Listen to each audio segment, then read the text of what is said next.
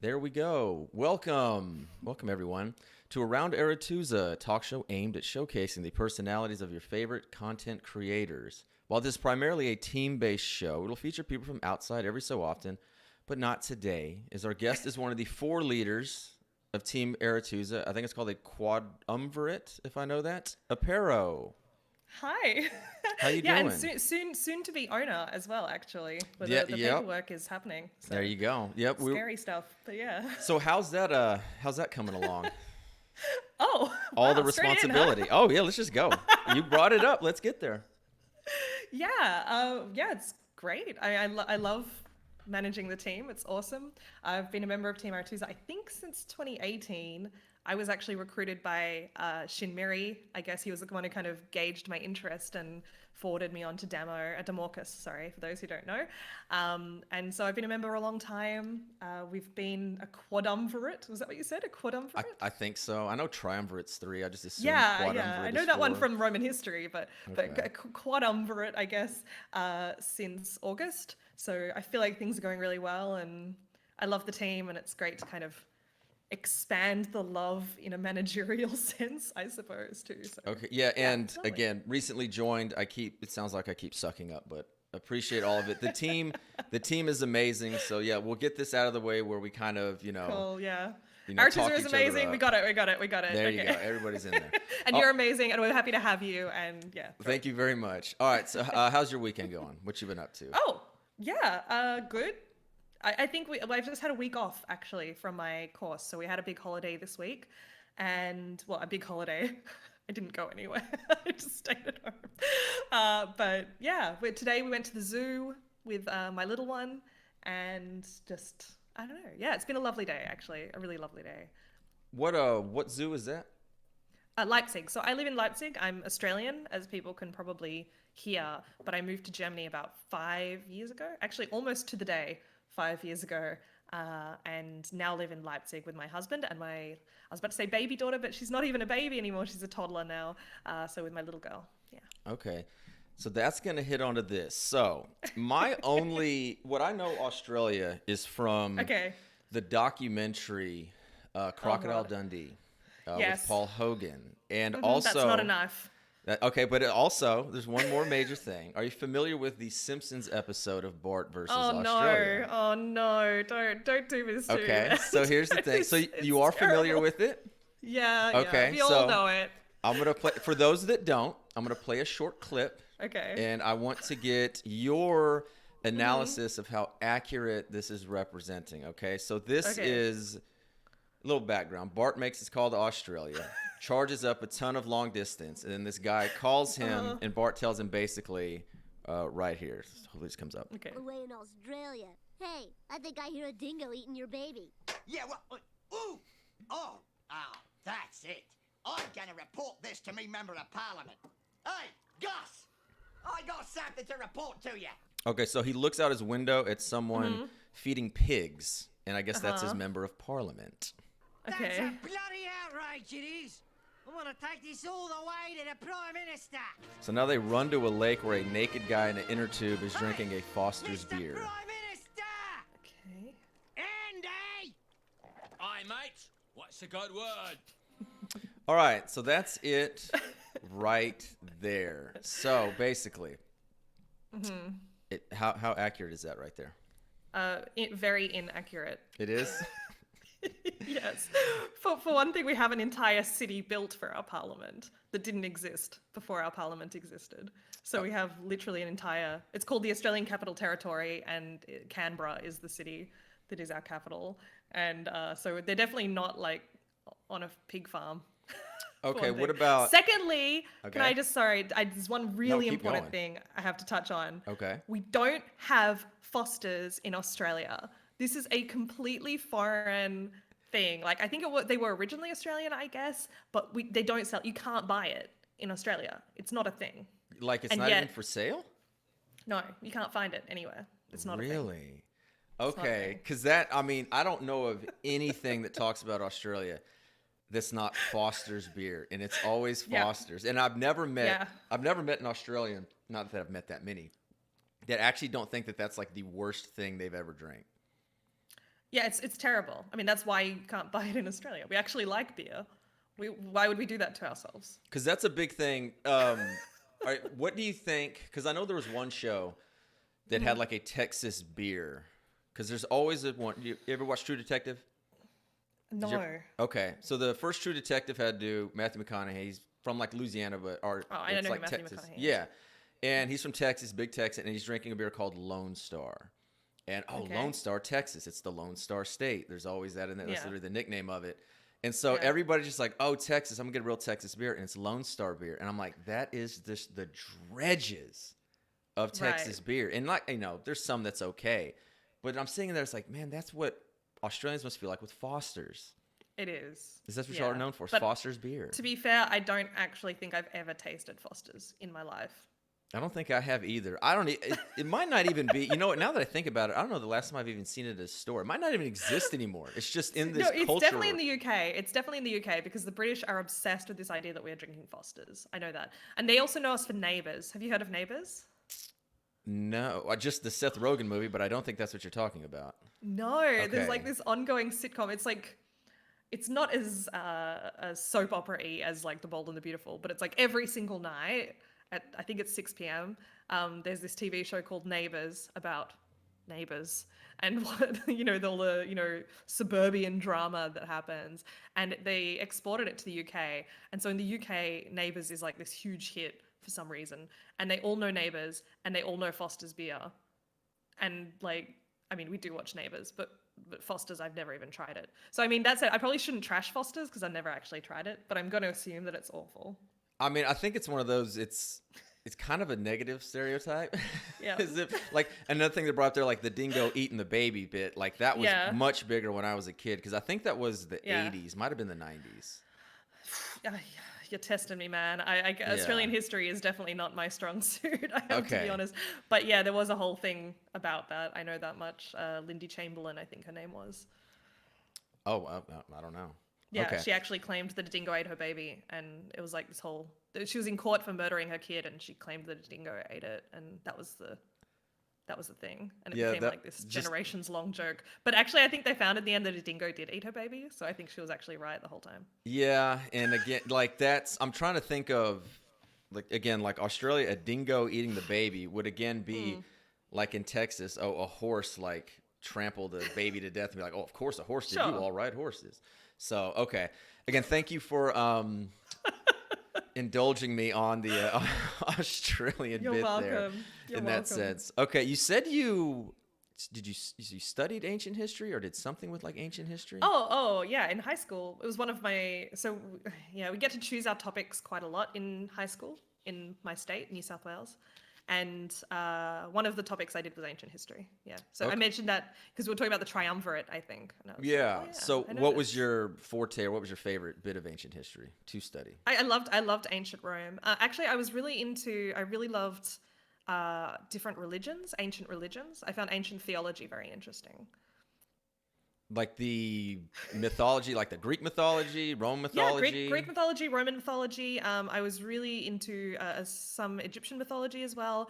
I did a project on the cult of Isis in Rome because they had this whole thing where it's kind of a long story, I guess, but the idea is that people in Rome kind of latched on to the Egyptian goddess Isis, and she became like her own cult in Rome. And then it was like this thing where they kind of accepted it because there was some crossover between Rome and Egypt, but then there was also like this movement against it as like this foreign religion kind of manipulating the public, so it was kind of this, it was quite an interesting thing, but to be honest, I don't remember a lot about it, but I loved it. I remember that much. Yeah, Isis, a very unfortunately named Egyptian goddess now. Well, I think we should say it's an unfortunately named terrorist group because the goddess herself is actually quite interesting and definitely came first. Definitely came first. Yeah, I guess it's one of those who's making the most noise now, because we Yeah. just, like I said, I teach world history, and when I went over the Egyptian gods, I'm like, yeah, Isis again. I don't know Isis how and many of them Osiris, even yeah. knew what the terrorist group ISIS is now. So I think that's a big reason why they started to go to ISIL, just kind of separate that. Yeah. I remember that. I to be honest, I can't keep track of all the different names anymore. they go over my head. Yeah. But certainly back in the day, I loved learning about all of that, and I found it very interesting as well, the whole affair with Cleopatra and the way in which Egypt and Rome started mixing, I suppose. Yeah, because it was kind of that all mixture of, it was Ptolemaic Egypt, which was Yes. like Greek. So like Cleopatra, and I know that comes up at times when casting for like movies and stuff, because now we're real big on making sure, you know, the people who historically looks the way they did should be cast the way they did. And so they'll kind of have some like lighter skinned people or like whiter people, you know, playing like Cleopatra. It was like, no, Egyptian. And it's like, well, no, they're like Greek, and they kind of really only did it with Greek because they didn't want Yeah. to go with the undesirable Egyptian ones. And so, yeah, the Ptolemaic Egypt is fascinating because it just, again, it got is. dominated by Greece. And then the Romans, of course, are just like, now we're going to do everything.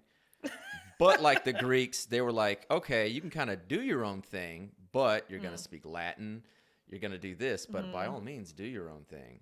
And so Yeah. with the Roman, because I used to be very religious.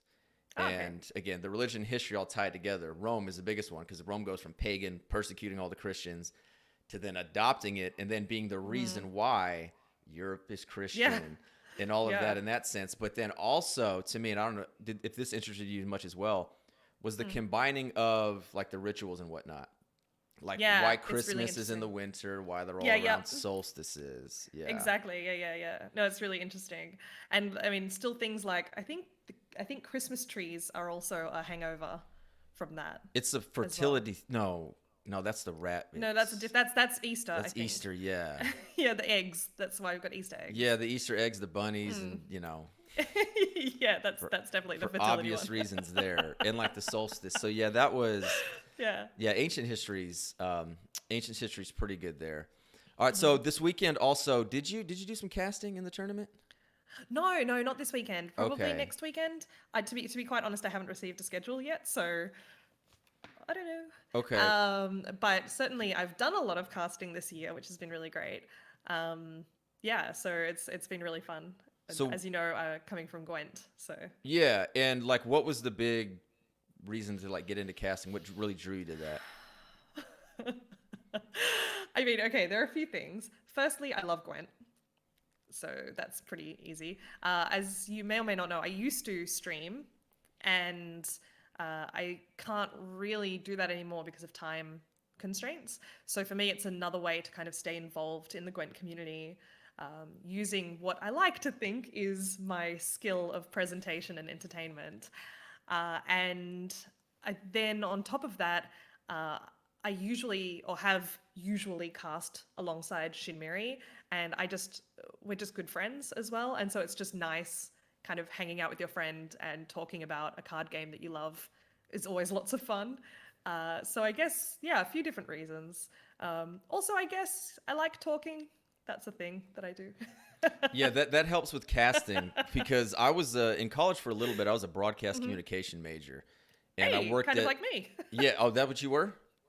Well, kind Or of. was? I was media communications. So for me, Okay. it was like journalism, radio, a little bit of web, television, editing, a whole bunch of different things. Okay, so it was really Yeah. broad. Yeah. Okay, quite broad. because that's what ours like. Again, that's another fascinating thing, is the differences in colleges and universities. Right. And like generally here in the United States is you have like this college, like the university is at the top, then you have the colleges that make up the university, like the College of Liberal Arts, or at this Okay, time would have yeah, been I the hear you, yeah. at this time would have been the College of Communications, and then or it would be Fine Arts, and then under that, it's Right, something like yeah. that, and you had this umbrella in that sense. And so you Yeah. had communication, which you could have like journalism, and so I was broadcast, which was specifically like radio, TV. Nice. And I worked for a radio station, a local sports radio station, cool. and I announced volleyball, baseball, Hey. and basketball games. And I'm telling you, Awesome. everybody sitting on their couch or in here, like everyone watching like Gwent and watching y'all cast that, are probably like, oh, I could do that. Oh, I could do that. Okay. No, you do not realize it until you get in that seat, and then you realize like, oh, I've got to say things, and it needs to be entertaining. All it needs the to, time. It needs to be informative, and you need to Yeah. keep going. You can't repeat yourself. You can't repeat the same terms you're using. And it was that was almost like harrowing at first to go back and listen to. And I was like, I am horrible And so that's something there that it's just really taken for granted. And so what Yeah. really, what helped you really get going with it and to become better at it? Well, actually, I did a lot of radio as well. I actually did 7 years doing radio reading. So although it's not talking in the same way, I'm very comfortable in front of a microphone. I don't tend to freak out very much. How what was the question? Sorry, how do I improve on it? Is Like, that the how question? did you improve? If someone out there wants to get into casting, or they Yeah. want to better themselves as casting, I see. like, how did, you know, what helped you kind of get Yeah, better? yeah. Okay, so I would say there are a few things. The first thing is you have to realize that you don't want any dead air, and dead air means silence. So one of the struggles is that you have to keep going. Obviously, we usually cast in pairs, so if you can practice in the pair that you're going to be in, that's usually the best way to go about it. However, I would say that most of the time you don't get that luxury. So just you could even do something like record your own matches, or something I used to do was actually go back to previous championships or masters or opens and actually just mute them and then cast over the top of them myself. And that way I would very quickly realize what cards I didn't know well enough, what factions I maybe didn't know well enough, what strategies I wasn't sure of. If I couldn't decipher why someone was doing something, then I would usually stop and go back and listen to what the casters were saying at the time, or I'd watch the full match and then go back and recast it again. So I would just say, as unfortunately, it always comes down to practice with any skill. And with this one in particular, I think you just have to practice. Yeah, that's kind of what I was when I started doing like the Witcher book podcast like 2 Yeah. years ago. The first time I recorded, and again, I had done radio in college. I'd done all that. But the first time I started recording that again, I listened to myself and I was like, this is terrible. And I literally recorded that first episode for like hours. And then I realized, no, it's fine. Like, no one else is going to think like this. Get over it and then go. And that's a big thing, I think, with people when they hear their own voice. You know, like, Yeah. do I sound like that? And it's like, yeah, you do. And get comfortable with it. And to get, you know, just kind of get over in that sense. So I'm glad to hear that's basically the gist of the advice. I think a lot of people want that, Yeah. what's that quick trick to do it? It's like, no, you have to do it. You have to get comfortable with it, and then you'll have get to. better at it. Yeah, and I think when you're first listening back to yourself, you have to realize normally how you hear your voice is deeper than how your Yeah. voice sounds, because of the way that, from my understanding of it, the way that the vocal, I suppose the voice, reverberates through your skull and in your inner ear, you usually hear your voice as being deeper than what it sounds like in actual fact. So when you're listening to yourself back, you usually sound higher pitched than you expect, and that makes you go kind of like, whoa, Yeah. what? So I often find that to me, I sound like I have this really mellow, deep voice, and then I listen back to myself, I'm like, ooh, that is not mellow or A deep. few octaves higher. Exactly. But I guess after time, just like with practicing casting, after you've heard yourself a certain number of times, you just know, and you get over it, I suppose. I've definitely had those cringy moments that you're talking about, though, when you're listening to yourself back and you go, ooh, that was a mistake, or what was I doing? What was I thinking? And yeah, certainly the reusing of phrases is one I'm really guilty of. I have like my little phrases, and then I hear myself do the same phrase 3 times in a game, and I'm going, oh, McDougal. That's me with so, and then I go on, and I did. me That's like the too. only one that I have is that one. And the good thing about a podcast is I just edit it out, you know. But like doing something like this, or whenever I'm doing something without it, I'm like, I've got to stop that and to do it, because the it's big one that other people have is like, you know, some of them will just yeah. be like, and I'm like, okay, well I stopped that one pretty easily, but it's the so, and then put it on. It's like, no, just cut that out. And be wary of it. I'm guilty of so. And the other one I'm guilty of is like that. It's not an R, like an UHH. It's like an A. Do you know what I mean? Yeah. I'll go, well, okay, now we can see here that and I hear myself, I just go, It's like oh, it's catching McDougal. back up, like it's buffering. Yeah. And I'm sure Yeah. other people don't even notice, like, or barely notice that I'm doing it. but it drives me mad when I'm listening to myself back because, as you said, it's live. You can't be like, okay, pause, go back, let's re-record that. It's done. One thing that I'll give away, and I'll try not to do it here because then people will be like, oh, is like you said there, if I can't think of something and I'm trying to get something, I know it's on the edge, but I know it's going to take me 2 or 3 seconds or so. I don't go, it's like I'm trying to decide, like I have something I want to say, but I'm trying to decide between it and another, despite there's really nothing up there. And so looking, I'll be like, I'm trying to find out how to say this. I guess it's more blah, blah, blah. And really, I'm just grasping. I've got nothing. How do I put this? Yeah, it's like with something in there, but to me, that's almost trying to get for help. Like I'm in control where I'm at. I'm like, no, I've got it up there. Oh, I don't need help. I'm good. I'm in control. Okay, it's more or less this. And that's what I try to do. I'm like, I'm gonna blank on that someday. Oh, okay, all right. And completely lose it. I'm gonna pay attention. Yeah, now I just pretty much just cursed myself there. Okay, you mentioned you and Shin Miri.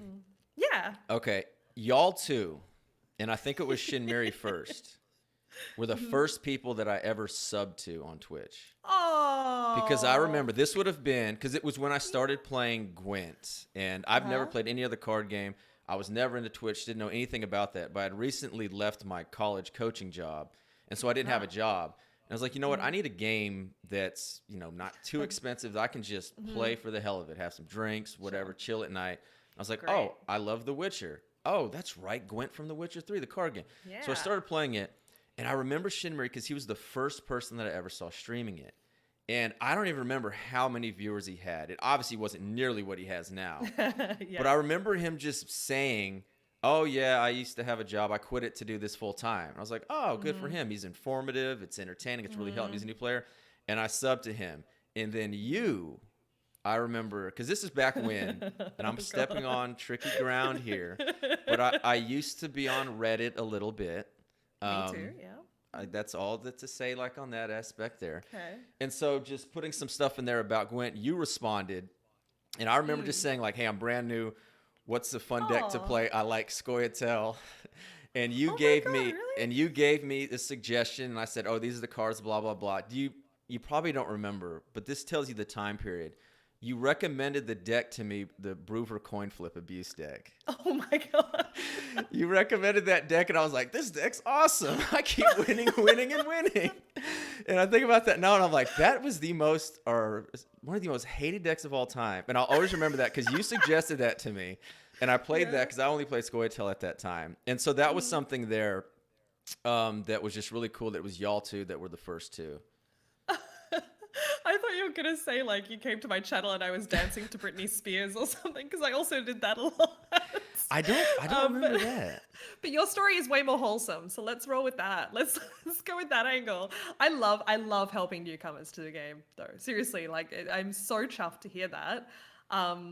Because obviously at the time, I had no idea that you would end up being this amazing force for good that I feel like you are in the community. And it's so lovely to hear that. I'm really chuffed. I used to do this YouTube series called Send Deck Pics. And people would send me, like, new players would send me their incomplete, like, a photo of their incomplete collections, and I would create a deck for them, basically. And then I'd give them a full deck guide with their terrible newcomer decks. Which were not competitive for the kind of ranks that I was playing at, because I was pro rank at the time, but certainly for like a level 20 or whatever, it was competitive. So that's wonderful. I'm really happy that helped you in some way. Yeah, and I think that was a testament also, to the community in that aspect, is it was, everyone, I don't mean to like both sides or do that. Every community is going to have the bad eggs and all of that sense in there. Yeah. But considering, because again, I'm such late to the game on being like, I'm by no means, I'm not a gamer or anything on that aspect, but knowing about Twitch, knowing about this Discord and all that stuff, you become privy to certain things. And there was one game, are you familiar with the game Valorant? I am, yes. Okay. So I started playing that. I'm like, oh, this is fun. Again, another game, quick shooter. I like shooters. It's not a battle royale. It's going to take all that time.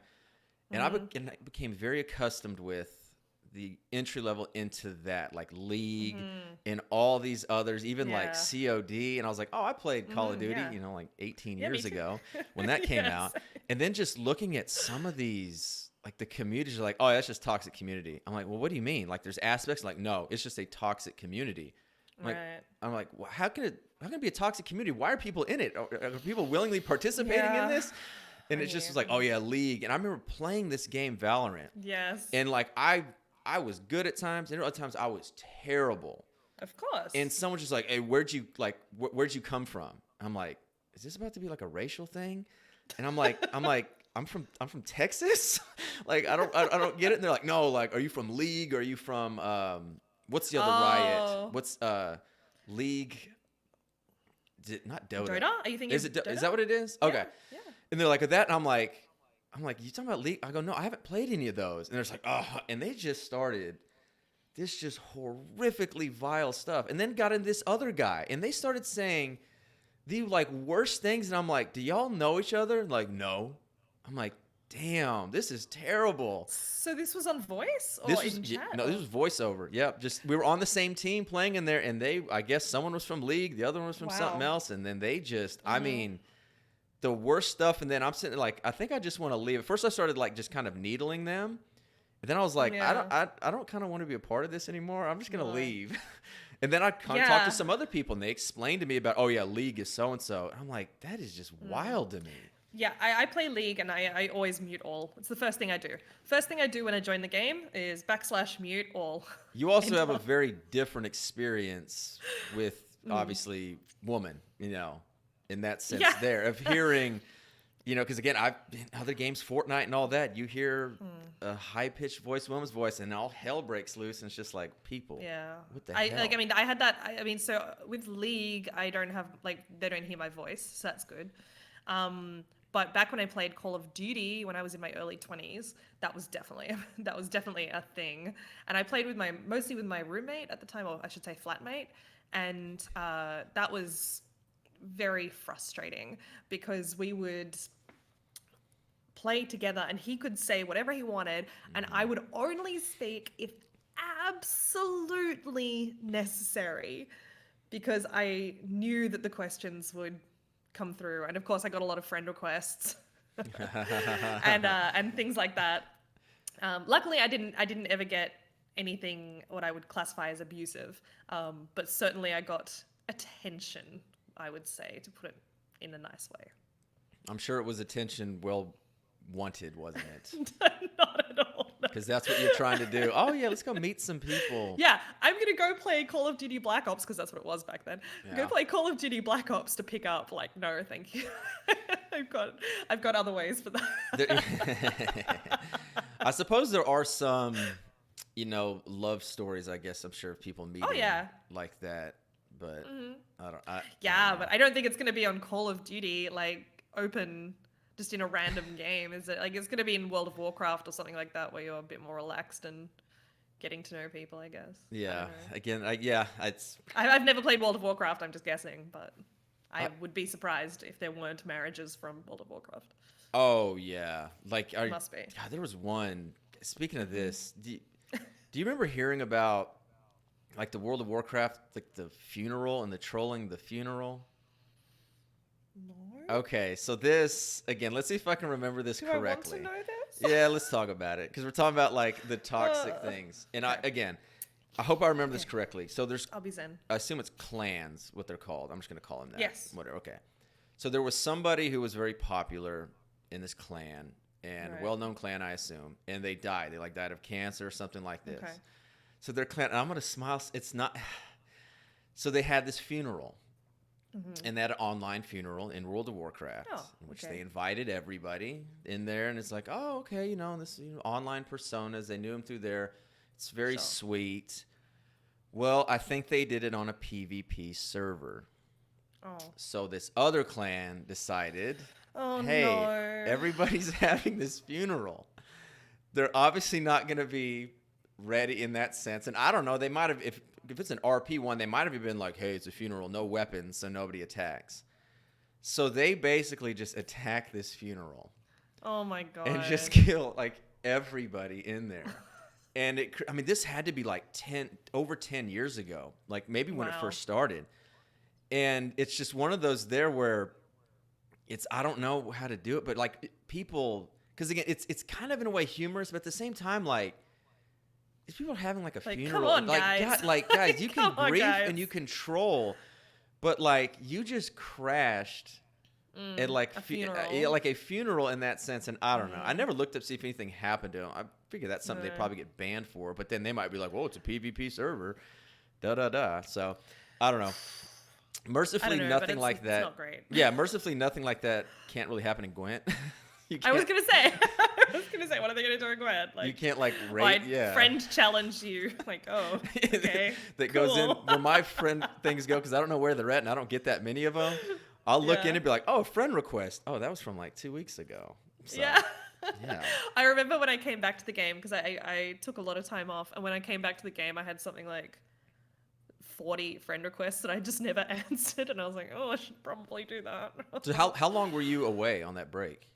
Yeah, let me think about that. So Homecoming came out in late 2018, and I played Yeah. for about a month, and then I think I stopped. Yeah.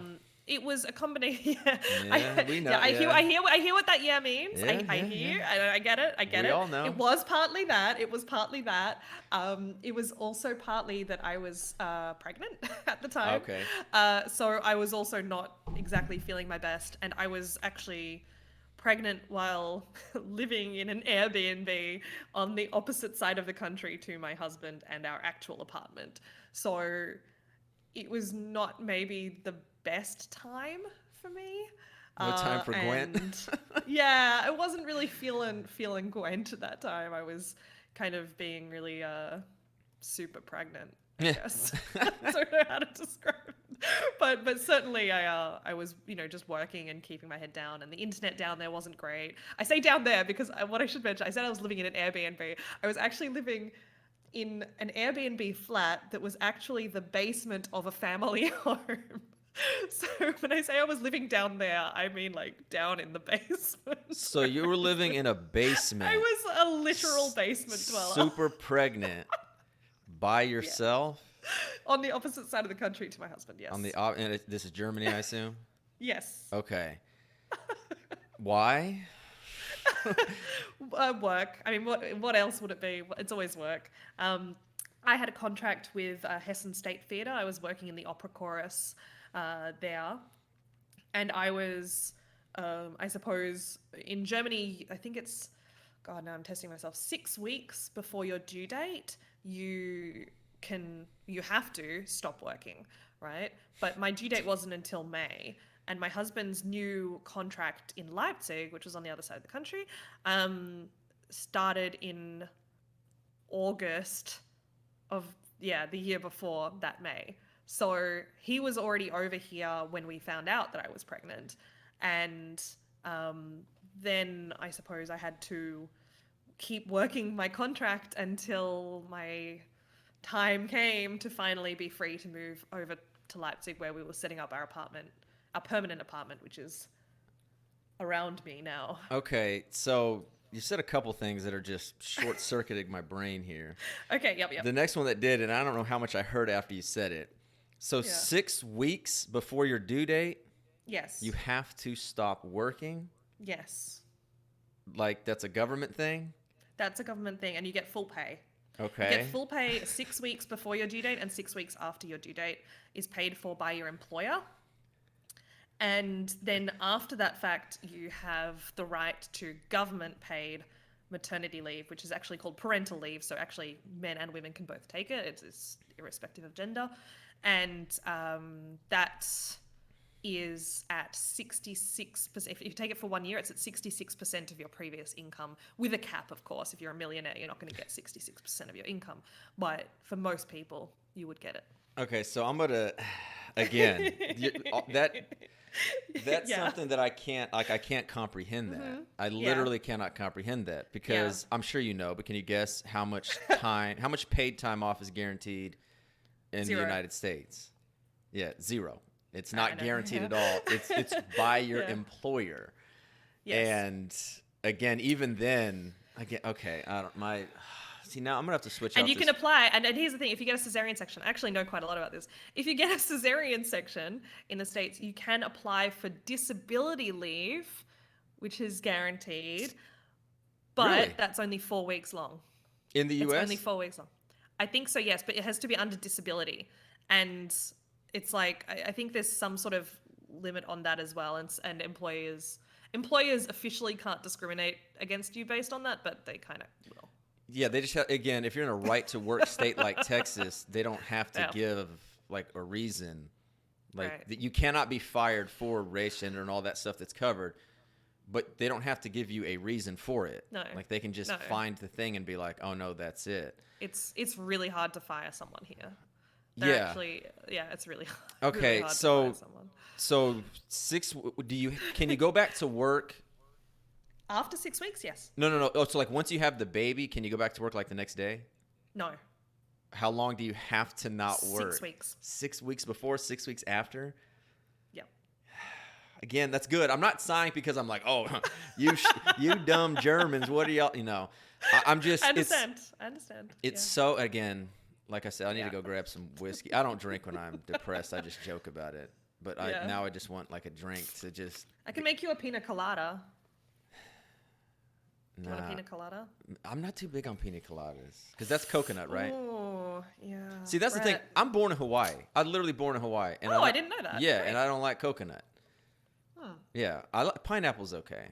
But yeah, I'm kind of in that. Yeah, my dad was Air Force, so I lived there a couple of years, and Oh, nice. yeah, got all that explains a lot to me. Also, again, is like dad 20-year Do you Air know- Force and all that. Do you know one of our? Do you know Calanetta? Yeah. Yeah. Her wife is a pilot, I think, and she's just moved to Germany. Is that why she moved to Germany? Yeah, to be on a base, I think. So her wife got transferred there? I think so. Really? Don't Okay. quote me on it. I feel like now she'll be watching 100% and she'll be like, no, that's not how it happened. What are you talking about? But I'm pretty confident that's what happened. Okay, yeah, because I saw that she'd moved there, but Yeah. no one really asked, Yeah, and I'm like, really well, excited about it. I'm like okay. irrationally excited. How close about is it to you? Not very close at all. And yet I Oh. still feel super excited. So you're Leipzig, which is that East Germany? Leipzig, Leipzig. yes, East Germany. Yeah, it used to be part of the DDR or the GDR. I Yeah. suppose you'd call it. Okay. So that's because I know, but Munich is Bavaria. That's south, right? Yes, that's how. Okay. And then Berlin is About north, north, of like us, central, something like that? East, yeah, Northeast? North, Okay. it's northeast, yeah. okay. Because again, so much of Germany. Because my big thing studying is medieval Europe. And right. Germany in medieval Europe was just this absolute cluster of the Holy Roman Empire, the German Yes. Rhine Confederation, all that. Like, I mean, it was just this Yeah. border gore.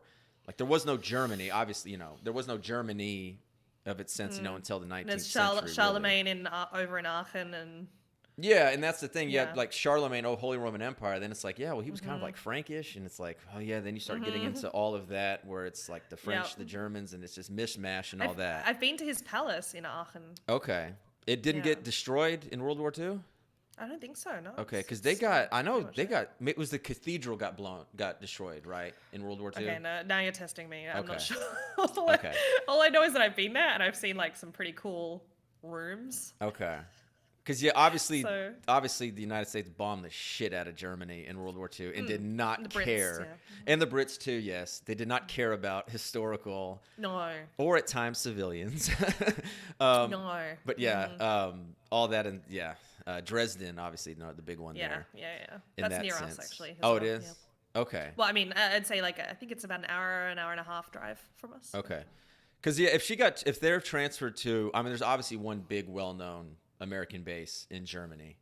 That, again, it's very, I don't know. I'm fascinated in the stuff there to where, like Germany, very different politics in that sense, and how Yes. the war, Iraq War, and all that, and the war on terror and whatnot, and how important the Ramstein Air Force Base is to even our like global logistics, especially like Middle East and Europe and all that. Right. And it's just amazing that Germany is just like, oh yeah, that base can stay there, but it's so important to the local economy because I think there's like 50,000 soldiers stationed there. Wow. I didn't know that. Yeah, it's That's something amazing. massive. It might not be that, but I know it's something huge because I know I used to be way more into, politics in that sense back when I was in college and whatnot. And I know that was a threat when Germany wasn't going to support the war in Iraq. Bush and them were like, all right, maybe we'll just take these bases out of Germany. And, Germany's just like, hold up, we might not support that war.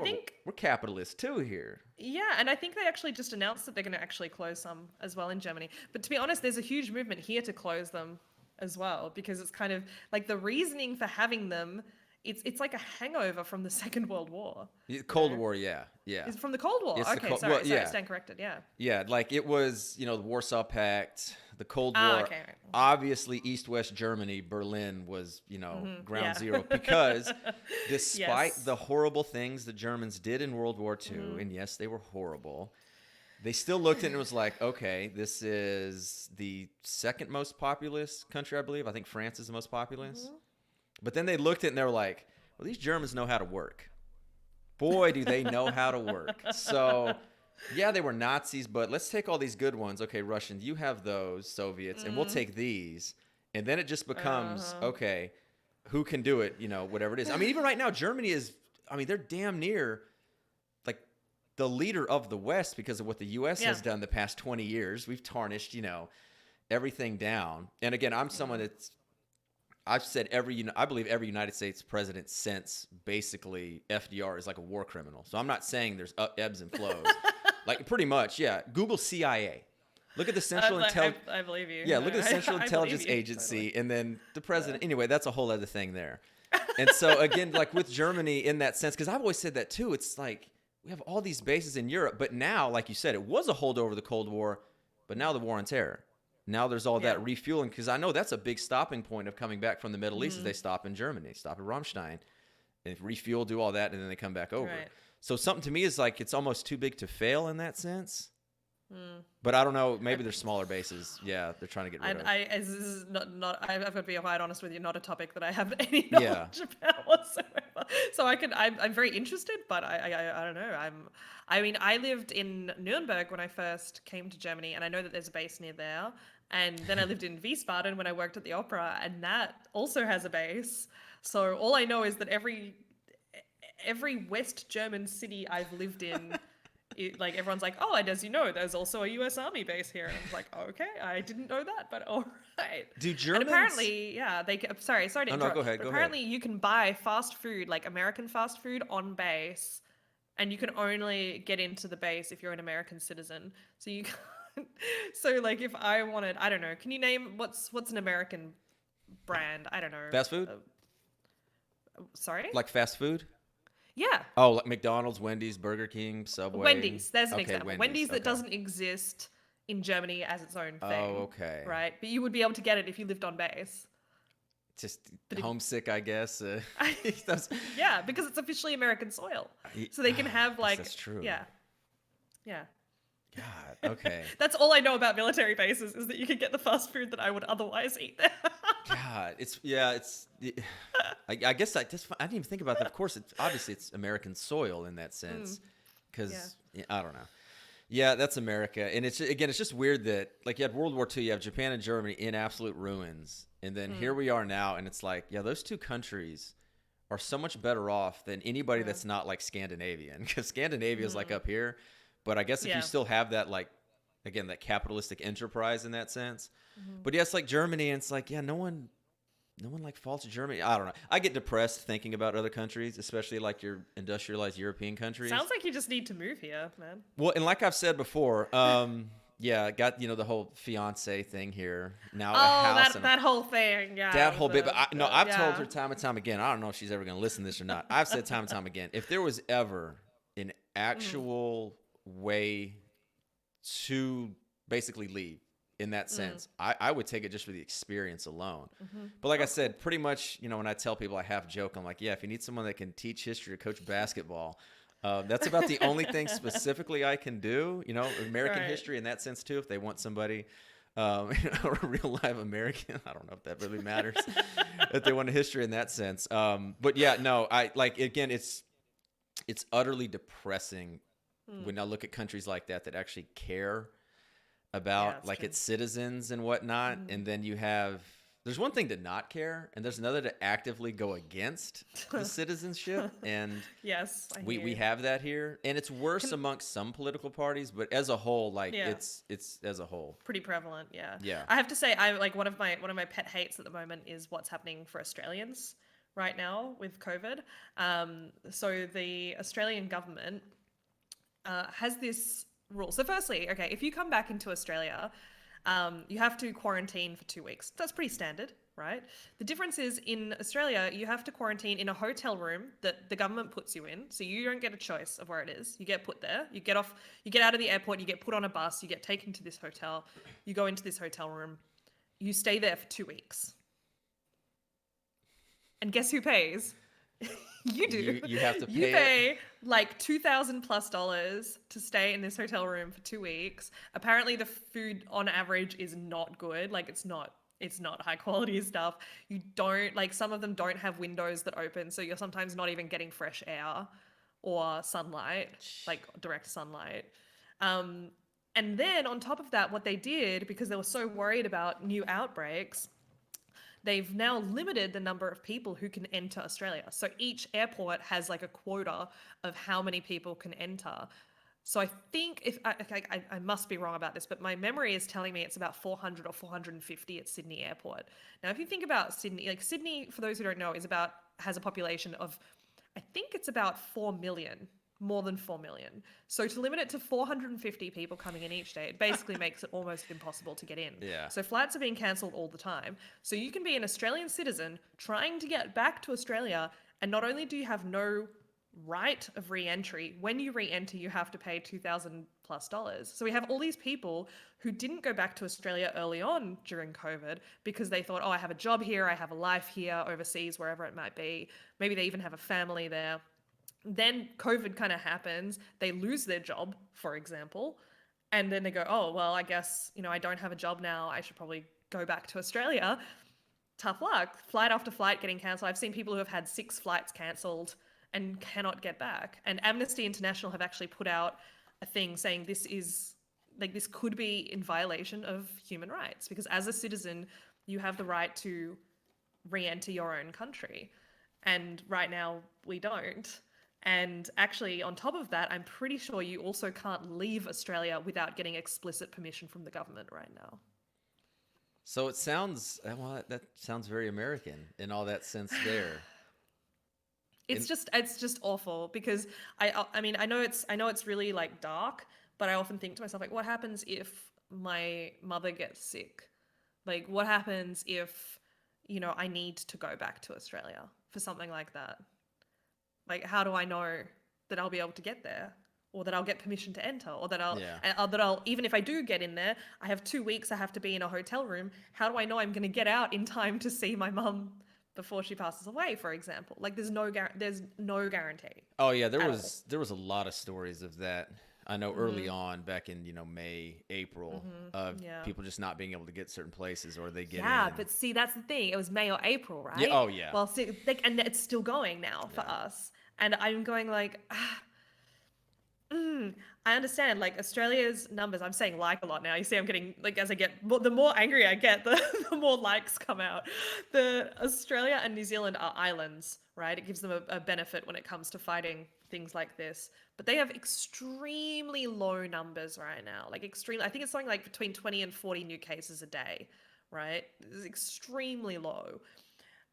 And the fact that their own citizens are being turned away from re-entering their country, it just absolutely blows my mind. And I just can't. And that's with a 2-week quarantine as well. It's not like you're just taking them in off the airport and saying like, be free. Like just the 2-week quarantine, that is the thing that I care about the least. It is the whole not being able to re-enter your own country or leave your own country that worries me, because I hate basically any regime in history that has been oppressive in some way starts with limiting the movement of their citizens. And I'm not saying that is what the Australian government is going to do. I'm not saying they're about to become authoritarian or whatever, but at the same time, it just sits really wrong with me. It just makes me feel really icky thinking about this idea of trapping your own citizens, be it inside the country or outside the country. That. Yeah, because It I really always bothers me. viewed Australia as like the midway. Like, say you have over here, you have United States and all of that, and over here you've got England, which is obviously all coming from the one thing. Like Australia's in the middle, where you'll have more because there is a national health system, right? Is that what it's called? Yeah. It's called Okay. Medicare, but yeah. Okay, so y'all have that for everybody, right? Like all citizens? Yes. Okay. All citizens, yes. Okay, so y'all have that. We obviously don't. And so something like that y'all do have, but also Australians tend to like guns, right? No. Really? I thought No. y'all did. No, not at all. We had a Oh. massacre. We had a massacre in 1996 or 8. Oh, that's It was called the Port Arthur Massacre. That's And after right. that, our conservative prime minister banned all automatic and I think also semi-automatic, don't quote me on that, Okay. weapons, and did a government buyback scheme and bought them back off people, and people cooperated. And yeah, we tend not to be interested. Okay. Maybe in it's guns only at the all. Australians that I know in America. Maybe that's why they Probably. came here. Maybe that's why they came to Maybe that's why. Okay, maybe that's what it is. Okay, No, maybe we're not into it. No. Okay, maybe not guns though, but Australia would be definitely more small C conservative, right? Like more on the then I'd say England. It's hard to say nowadays Okay. because England is Yeah, I guess that's true. also, yeah. I mean, but we've had a conservative government for a very long time now. So it's, I mean, I'm left wing, like I tend to be progressive and small L liberal. And actually that's an Australian thing, small L liberal, Yeah. because in Australia our Conservative Party is called the Liberal Party with a capital L. Yeah. So yeah. it's really confusing for foreigners. And so whenever I'm talking to Australians, I also have to say, oh, you know, as a small L liberal. But I have to remember that that's not actually a thing for other people because, yeah, it's just a liberal. So, Yeah. I would classify myself that way. So for me, the direction that Australia has gone in, especially with our treatment of asylum seekers, is particularly horrendous. And I am not generally a fan of the government we have, but that said, my criticisms of the system in place for COVID would apply regardless of who the government was. I just think it's atrocious. It's like as Australians, we have this, you know, the concept of mateship, the concept of don't leave anyone behind. That's something that's really important to us. A fair go, that's the other one. Like we believe in things like egalitarianism and giving everyone a chance. And like don't leave anyone behind. Well, we're literally leaving people behind. Like, we're But is that literally, something like, is that something you believe is just said, or is that something that was actually done or believed in? What do you mean? The don't leave anyone behind? Yeah, or idea? something like that. Because obviously, like a big thing in Yeah. the United States is, oh, we were this little tiny colonies that beat the shit out of this great big British Empire. The pull yourselves up by the bootstraps. Anybody can do Right. anything. And it's an Yeah. absolute farce. Like it is. And it's Yeah. always been a farce. And people are starting to realize that. But at one time, and it generally was the post-World War II era, there was a time, though, when you had it. Like both of my parents grew up in poverty. My dad was a poor Mexican in South Texas picking cotton as a kid. My mom was foster care, living in like a dozen foster homes. I mean, they were dirt Wow. poor beyond anything. And they, you know, my dad through the military, my mom, you know, working with him, doing all that, the job she had, worked their way up into solidly middle class. And now I'm solidly middle class. So they Yeah. had that kind of upward mobility. But now that. that's kind of bullshit. It used to be a thing, but people will still repeat it. And so I'm saying, like with Yeah. Australia, is that something that was thought of, or is it just something they say to kind of make themselves feel better? Well, I mean, I guess that's why people are getting a bit upset about it, because it is kind of like we all thought that we were giving everyone a fair go and all this kind of stuff, and then I don't know, things like this happen. I suppose it clashes with the popular mythology of what being an Australian is, and what being Australian is, and what it means to be an Australian. So I don't know. For us, I think it rubs me the wrong way, and it doesn't feel right to me. But there's not much I can do about it. But it's very frustrating, I have to say. And I just feel lucky that we're not in a situation where we have to go back to Australia. For us, we're quite comfortable, and we've both got. Well, I mean, I'm doing my web development course, and my husband has a full-time job. in a choir here that is a professional choir, I should say. So we are in a very comfortable financial position. We don't need to go back. No one's at risk in our families back home. So we're very lucky. But it does occur to me, if we did need to go back home, I mean, we were going to visit in summer. Of course we didn't. My husband's parents were going to come visit us for Christmas. That's obviously not going to happen. They're all planning to come over in May for my daughter's second birthday, but we don't know if that one's going to happen yet. There's just a lot up in the air, but we do feel lucky that we don't really need to go back yet, at least. Okay, you mentioned the web design. Web development. Web development. Okay, and so Yes. that's coding. I know that was a big thing Yes. that happened at your Twitter. Your Twitter Yes. blew up. Again, I've lost all meaning of time. What was that, like June or maybe even before then? Something like that. I think, June, July. Was it okay? Something in there. Blew up. Coding on the aspect. Is that something you just recently got involved in? Yes and no. I would say yes in a serious sense, but no in terms of the fact that my first experience coding was when I was 8 years old. I lived in Australia at the time, of course, but I actually learnt HTML, which is the code behind websites, when I was 8, and I used to build like little web pages. So to put this in context, I'm not shy about this fact. I'm 33 years old. So when I was 8, it was 1995. Now, I don't know if you've ever seen a website from 1995, but they are not... GeoCities? Yes, totally. GeoCities. I'm What was the 36, other so I know. Yeah, you know. I know GeoCities. This is back when like ICQ was like amazing. And I don't know if you knew that one, but there was, oh my God, anyway, the point is HTML back then was not particularly impressive. So although I've been coding technically since I was 8 years old, you can't really compare what I did back then to what I'm learning now, because it is a whole world away. So I kind of came back. So when let me backtrack a little bit in my mind, because I think I'm going to get ahead of myself otherwise. As I mentioned earlier, I was pregnant, I was living on the other side of the country, and I had this maternity leave come up. And obviously, I decided to leave my old job on the other side of the country and live with my husband in Leipzig, since he had a permanent full-time contract with this choir that I mentioned. So it was kind of like, okay, we're definitely going to be living in Leipzig now, probably forever. So the idea was, as a singer, it is extremely difficult to get a position in a specific city. It is, I would say, almost impossible, because not only does there have to be a vacancy, there has to be a vacancy in your voice type, and then you have to be the best person who auditions for it. And almost all of these jobs have dozens of applicants, if not hundreds, from around the world who try to get them.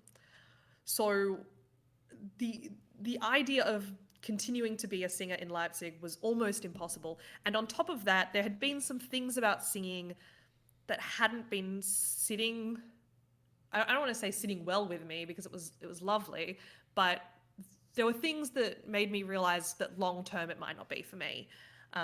Short term, I love singing. I would say day to day, if I were to just live one day and I got to choose what I worked in that one day, it would be being on stage. I love it. I'm good at it, frankly, and it was great fun. You know, I got to be on stage, wear funny costumes, act, be a bit cray-cray, just had a great time. And that was very fun.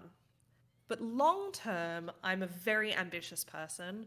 As you've probably seen in our team meetings, when I'm giving team meetings, I'm very like, okay, this, and then this, and then this, and we're going to do it this way, and this is what's happening, and blah, blah, blah. I'm very to the point. I'm very driven. I'm very ambitious. I'm not someone who likes sitting still in any way, shape, or form. I have to continue improving. I have to keep bettering myself. I'm super enthusiastic. I've got a lot of energy. And for me, once you're in the job of singing, once you're singing, you're more or less doing the same stuff day in, day out. You do different pieces, of course, different performances, but you don't, like, there's no rank to rise through. There's no additional challenge to take on or to lead. For me, it was really important as well that I find something that use the logical side of my brain, because that's something I really missed when I was doing music and performance. I've always been good at logic-based puzzles and exercises and mathematics. Things like this have always, languages as well, have always worked really well for my brain. It's something I learn very, very quickly. So I guess the question for me was, what job could I do where I would have fun and be able to use that side of my brain and be ambitious? And I remembered that I used to do coding as a kid. And I actually did also do a software design and development course at high school for 1 year. So I remembered that I used to do this stuff and I really loved it. So in March, while I was still on maternity leave, I started, because I took the full year of maternity leave that I mentioned before, I started teaching myself at home. I used a website that I can highly recommend to anyone who is interested in doing it. It's called the Odin Project. It's completely free, 100% free, and they have an amazing Discord community that is super supportive. Total shout out to them. I started doing that every single day. Because of COVID, my husband was at home. There were no performances to be done. So he watched our baby girl in the mornings, and I would code at that time. So I coded every single morning for 60 days straight by myself, and I just loved it.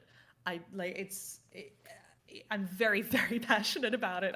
I love it to bits, and it just works for my brain. I feel very lucky because I know a lot of people find it difficult to learn and really struggle with it. Obviously, I still face problems and I get stuck from time to time. It's totally natural. But I would say on the whole, I feel very comfortable learning it and very lucky that I learn it so easily. But that made me kind of decide, okay, yes, this is something I want to do again. It had always been one of those things in the back of my mind that I'd thought, maybe I should try it again. Maybe I should give it another shot. And I never kind of did. And a big part of that was because I didn't feel like I would fit in. I felt like it was a very like young guy in his 20s kind of thing, and I'm now a mum in her early 30s. I'm not exactly the usual suspect. So I thought, oh, maybe I shouldn't go for it. But the reason, you mentioned Twitter. I'm sorry, I know this is a long way to get to your original question. But the reason that I'm coming around to this is because I started doing my actual web development course, and what I found was that the Twitter community for web development was so not only accepting, like not only tolerating or being tolerant. It was more than that. It was like, yes, welcome, come on in. This is awesome. Let us show you how awesome it is. Dunk, dunk, dunk. Are you stuck on anything? We'll help you. Bonk, bonk, bonk. It was amazing. And I just got so excited about it. And I thought, hey, I'm still a beginner myself, but I'm not an absolute beginner anymore. Maybe I can help other people. And so then I started posting about what I was doing. I started posting I started making blog posts about like motivational issues, but also about specific coding topics that I thought weren't necessarily explained well elsewhere. So that's kind of what happened with Twitter, is I just got super passionate and I tried to give back to this community that made me feel so welcome, and it kind of blew up a little bit. I mean, I'm almost at 3,000 followers now, which to me, it's funny. It doesn't feel like that many now, but I know if I had talked to myself in April, I would be amazed. So yeah, it's fun, and I love it, and I've got a lot of good friends there now as well. So that's something you're trying to do career-wise? Oh, as in Twitter or? No, it's the coding. Coding, yeah. I was like, no, I don't want to be like a professional tweeter. No, I'm good. No, coding definitely. I love it. I just love it. And I think long term for me, I probably want to go in the direction of project management or team, or managing a team or helping a team along. But for me, I really want to get those first few years in the trenches, so to speak, doing web development directly. I just love it. Like it's as you can tell, I have a lot of energy, and I put that energy into things that I love. That's why I put so much into Team Aretuza. That's why I streamed for so long. That's why I put so much into web development, and I put a lot into my family as well. It's just my default is go. Go. Yeah. Yeah, I think we've learned that this past hour for sure. No, that's good. Again, it's something, and I don't know, like people are different, and the only time that I'm ever like super high energy or just go go go where I'm kind of losing it is literally while coaching, and Yeah. it's not always. It's always in the moment. It can either be Yeah. during a game usually, or when it's a competition during practice. When there are times when I'm sure some people are probably looking at me, that see me in the classroom or see the thing. I don't raise my voice really at times unless I'm Right. joking around. Everything's very almost stoic. And so something like that, for you to be like that is absolutely needed. And it's super good for, leading a team like doing Oh, this. thank you. Or I would even think, especially with coding, because again, very stereotypical of Yeah. what coding is. Like you said there, someone say a coder, I'd be like, well, I don't want to be stereotypical, but like the show Silicon Valley, Yeah. it's going to be Silicon Valley bros. It's going to be people that are, again, we all think of that nerd, that stereotype of someone who's Yeah. in their 20s with a ton of Mountain Dew and Doritos and pizza boxes and greasy, but they've just been coding. They're in the Yeah. zone, social network coding all night. And I'm like, what's this Hollywood? So that's probably not what it's like, but that's the only thing I can think of. And so something like that, I think, would also be good of a high energy in what I would think would generally not be a high energy kind of job. Yeah, I think as with any job, there are lots of different personality types. I would say I obviously think I have a lot to offer a web development team, but then again, I know any big personality often divides people. So I try to always use my energy to support and help other people because I know otherwise I'm just that annoying chick who turns up really like excited in the morning and everyone's like, fuck you, I just need my coffee. And I'm like, hey guys, how you going? Ready to like seize the day? Let's go. So I do try to funnel the energy in a productive and helpful way to other people because I know otherwise it can be a little bit much. Well, and that's the thing right there. And again, about any kind of leadership in that you have to do it to certain people. Because like you said right there, I am not a morning person. I have the neon light disease. I don't care how tired I am. At 8, 9, 10 o'clock at night, I've got a second wind and I Yeah, can go. me But too. in the morning, I don't care how much I've slept or what it is. I'm not a morning person. Yeah. It's like you said right there. If I'm kind of just trudging in and someone's just like, oh, bouncy, I'm just like, you just I'll be with you in a couple hours. Afternoon, let's go. But like right now, I do not need to hear or see that right now. But like you said, other times it's good because that gets me going in a sense of it's kind of like, okay, well, that's kind of got going. And I can kind of get jump started that way. So I do think that it's without question more of a positive, than it would seem as a negative. Because obviously, like you're right there. That personality that you have is going to rub some people wrong, but Of course, it's just going to do it, and you got to live with it. Yeah, exactly. It's something I've spoken about actually before on Twitter, which is the fact that I had a really formative experience when I was 26 and I had done a performance for my classmates and I had put my heart and soul into it. And some of the feedback I got, it was clear that some people weren't criticizing the performance but were criticizing me. Yeah. And I knew these people don't like me. And I had coffee with a girlfriend of mine later that day and we were drinking coffee and I said, look, I just don't get it. Like some of these people, they just don't like me. I don't know what I can do. And she said, look, when you've got a big personality like yours, there will always be people who don't vibe with it and who don't like it. But that same personality that other people will strongly dislike is exactly why the people who love you love you. And if you try to tone yourself down, because that was what I said, oh, do I need to just tone myself down generally? And she said, no, because if you try to tone yourself down, then the people who love you, they lose that connection to you because you're not being your genuine self and because you take some of your light away. And you can never please everyone, right? You can never be everyone's best friend. And in a way, you need to play to your own strengths and just acknowledge that for some other people, those are weaknesses. And that's just how it is. I am very aware of the personality I have. I'm not, I know I'm very direct, but I'm also very cheerful. I know that can also be then insensitive. I have my moments of insensitivity to other people, and I try to be really conscious of that, and I try to very openly apologize when I screw up because I'm aware that it's a fault of mine. And similarly with the bubbly side of my personality, I try to be aware of that, and I try not to be too in your face to people who can't or don't want to handle that. And I try to kind of channel it to the people who can, or at the times of day when I know people can handle it. But I think the key difference between how I was in my 20s versus how I am now is that I'm exactly the same person, exactly the same personality, but I try to use it more to benefit other people now. I think it's pretty common that in your 30s you become less self-centered than in your 20s. And that's something I've tried to be really aware of. How can I help other people? How can I use, the fact that I am a good advocate and a good manager and a good speaker?